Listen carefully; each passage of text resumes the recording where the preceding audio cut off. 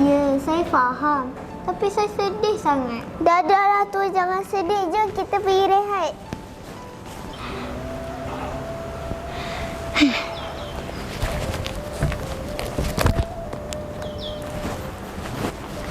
Assalamualaikum, Abang. Waalaikumsalam. Bak kasut tu besok nak pakai.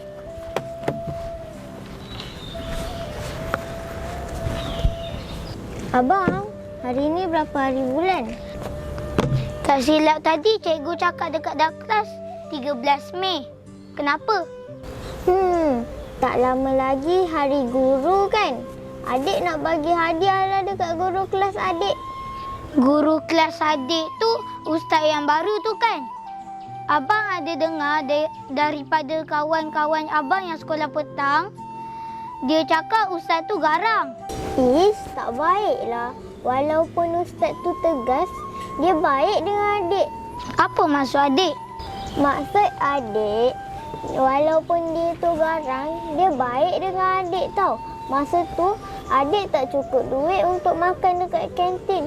Dia pernah belanja adik makan dekat kantin. Lepas tu, masa tu buku adik kan pernah rosak.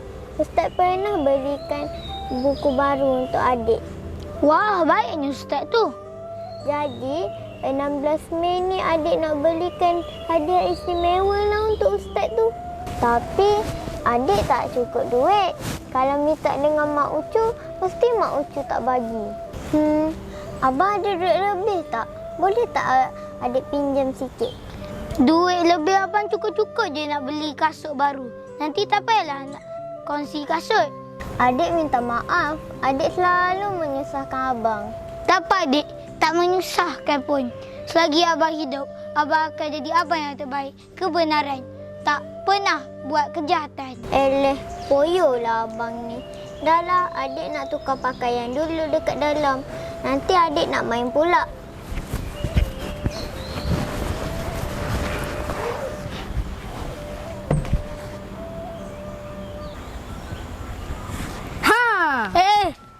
Arin, kau buat apa kat sini? Kau tak menang apa tadi? Nak main bola tak ke padang? Member kita dah tunggu dah. Tak apa, aku tak ada mood. Oh, macam tu aku gerak dulu tau. Okey, bye. Bye.